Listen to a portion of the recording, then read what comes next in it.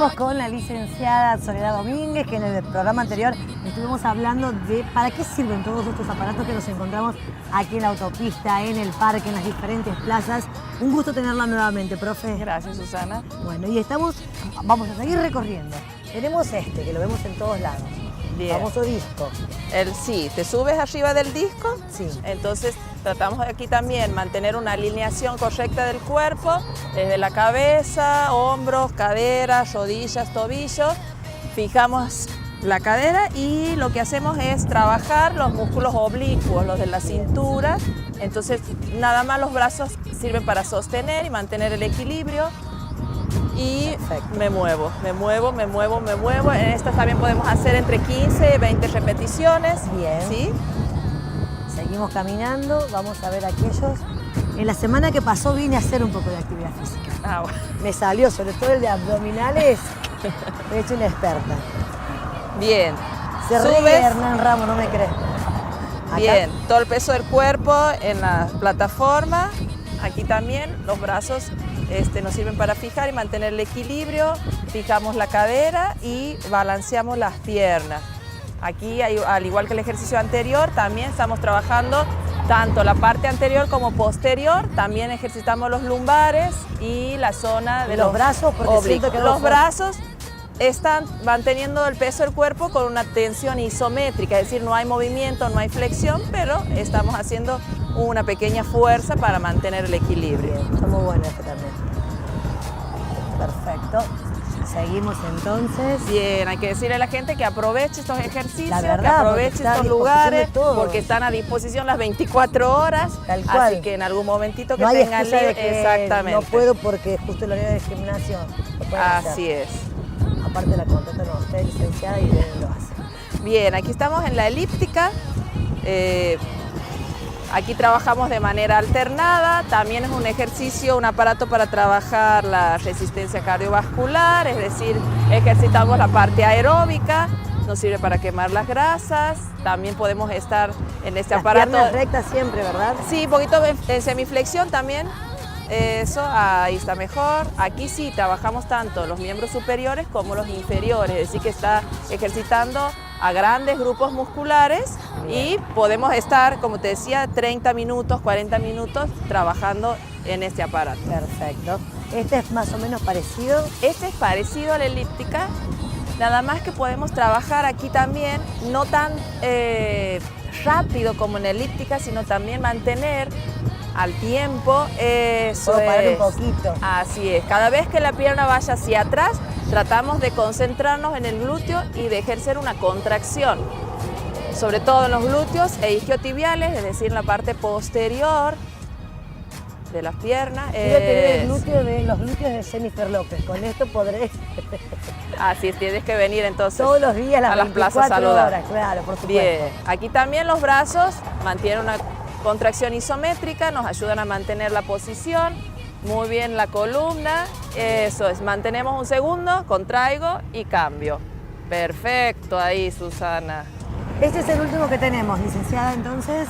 Bien, en estas dos barras que tenemos a diferentes alturas, en esta que está más alta, por ejemplo, podemos trabajar o bien una plancha, nos tomamos de la barra, juntamos las piernas atrás, contraemos bien el abdomen, espalda recta, ¿sí?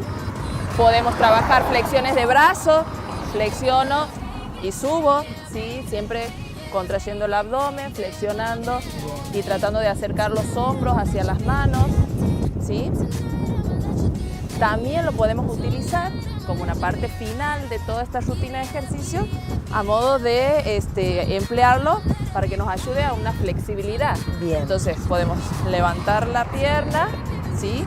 Tomar aire, exhalar y también podemos estirar. Perfecto. Podemos estirar de manera frontal o bien también podemos ir hacia el costado, entonces nos tomamos la pierna de arriba, nos puede servir como una barra. Bien. ¿Sí? Así ¿Y el que, más bajito? y en el más bajito también podemos utilizarlo, por ejemplo, para hacer algún tipo de estocadas, y si queremos elevar el nivel podemos apoyar el pie posterior, el pie de atrás sobre esta barra que está más abajo, entonces trabajamos las estocadas siempre procurando de que la rodilla esté a la altura del tobillo, Bien. espalda recta, flexiono y debo ir hacia abajo y no hacia adelante. Al ir hacia adelante genero una presión, una tensión sobre la articulación de la rodilla y no voy a ejercitar realmente lo que quiero, que es cuádriceps, glúteos y isquiotibiales.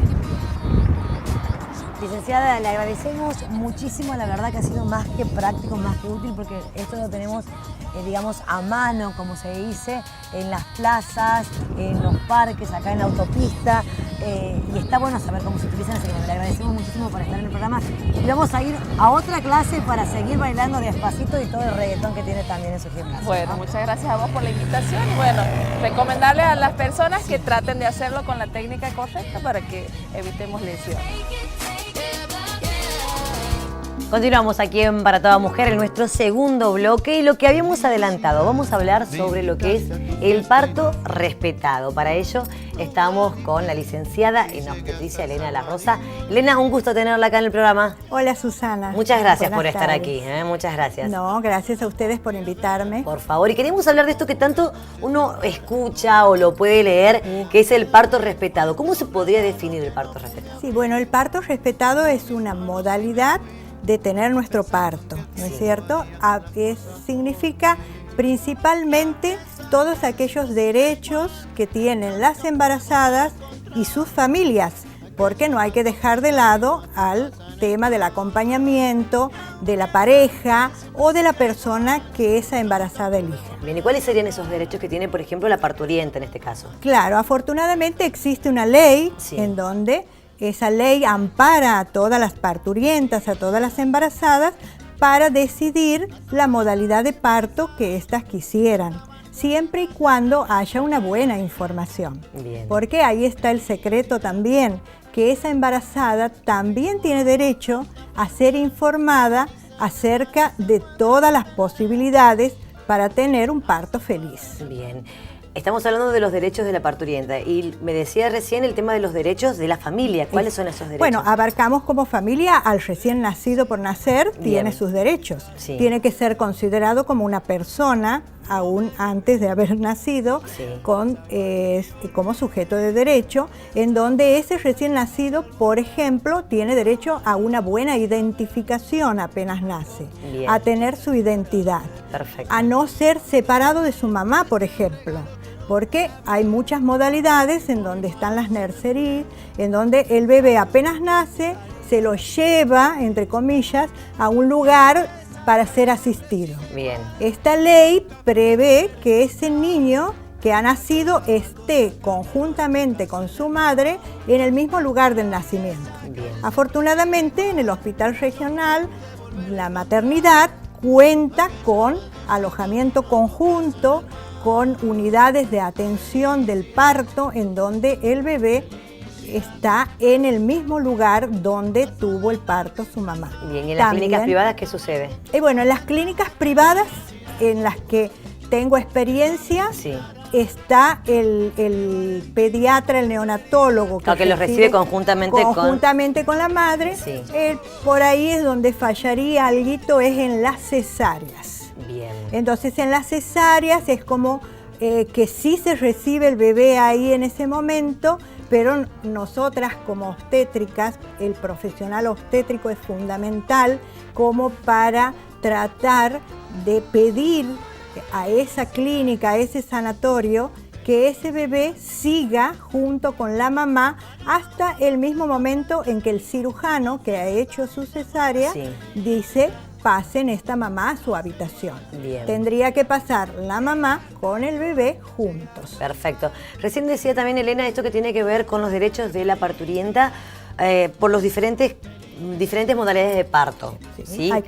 ¿Cuáles serían, por ejemplo, para que la mujer esté informada? De repente está embarazada y dice, a ver, ¿cómo podría ser? ¿Cómo debería ser? Por supuesto, Susana, hay muchas situaciones que uno tiene que respetar. Sí. Sea de religión, Sí. sea de raza, sea de nacionalidad, porque tenemos que contemplar que cada persona trae una cultura dispuesta desde su nacimiento. Bien. Entonces eso no podemos vulnerar. Perfecto. Tenemos que respetar ese derecho a que esa madre, vuelvo a decir, tenga un parto feliz, una experiencia agradable y pase el mejor momento de su vida. Bien. ¿Esto del parto respetado es igual que el parto humanizado, Doc? Es lo mismo prácticamente. Por ahí se refiere a la humanización del parto más que nada por el tema de la violencia obstétrica que muchos hemos escuchado últimamente. Vamos a hablar de esto. Vamos a hacer una pequeña pausa, ¿le parece? Sí, cortito, vamos a cómo no, presentar Susana. ahora a la doctora Doris Jordá, ella es odontóloga. Vamos a hablar con la licenciada, vamos a continuar hablando sobre este tema que es muy interesante. Pero les decía, ahora es momento de presentar a nuestra odontóloga Doris Jordá, donde ella nos habla sobre la prevención del cáncer bucal. El tema de hoy es sífilis. Vamos a tratar esta enfermedad y las manifestaciones que se presentan en la cavidad bucal, es decir, en la boca. Vamos a definir qué es la sífilis y decimos que es una enfermedad transmisible, es una enfermedad infecciosa provocada por microorganismos. Son bacterias llamadas Treponema pallidum. Cuando hablamos de transmisibles, es que se transmite a través del contacto con la piel y las membranas mucosas de las personas infectadas. Para una mejor descripción de esta enfermedad, tratamos que esta enfermedad, vamos a decir que una es aquella congénita, la sífilis congénita, donde la mamá infectada va a transmitir esta infección al feto a través de la vía placentaria, transplacentaria, a través de la placenta. Ahora, el otro grupo sería la sífilis adquirida. Y en la sífilis adquirida tenemos que dividirla en complejos. En un complejo primario, donde vamos a encontrar lesiones características en la cavidad bucal, como por ejemplo, la primera lesión se denomina chancro sifilítico. ¿Esta en qué lugar de la boca aparece?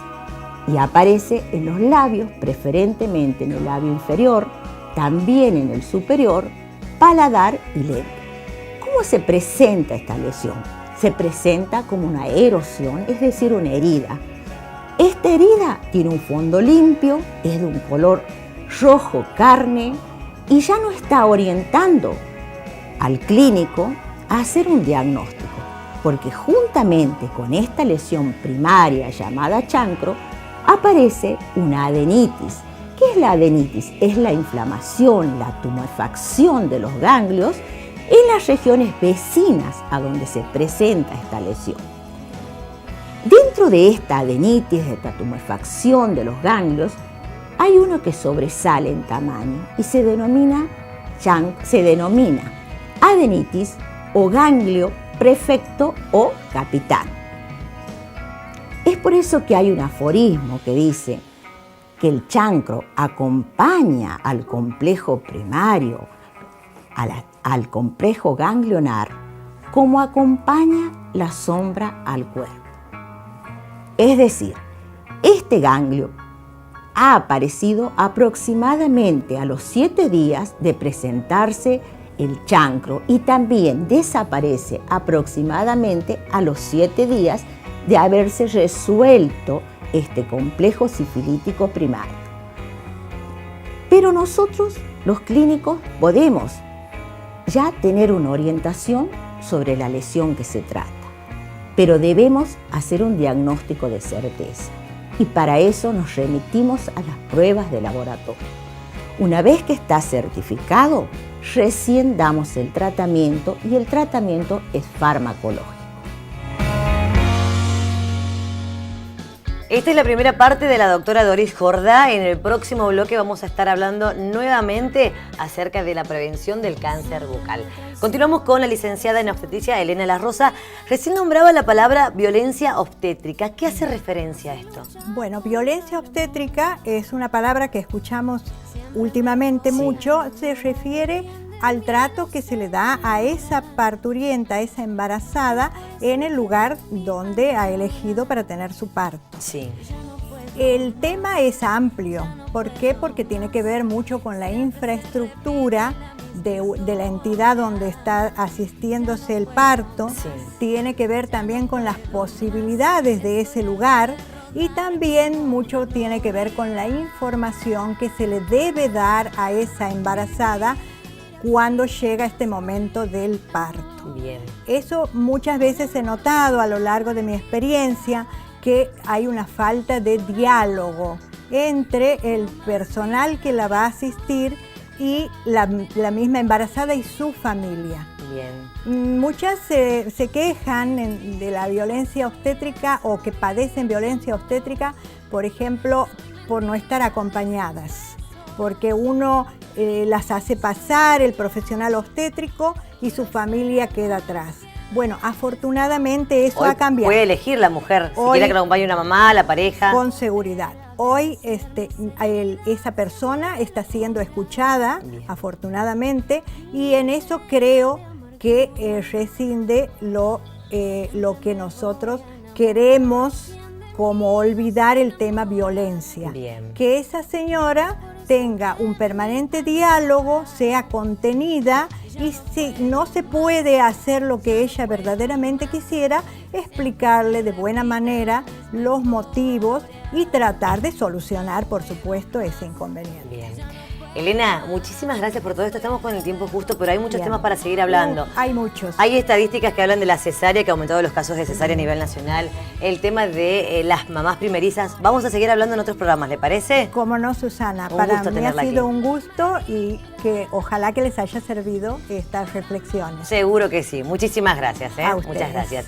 Hablamos con la licenciada en obstetricia Elena La Rosa y momento de pausa. Ya volvemos con más temas aquí en Para Todas Mujeres.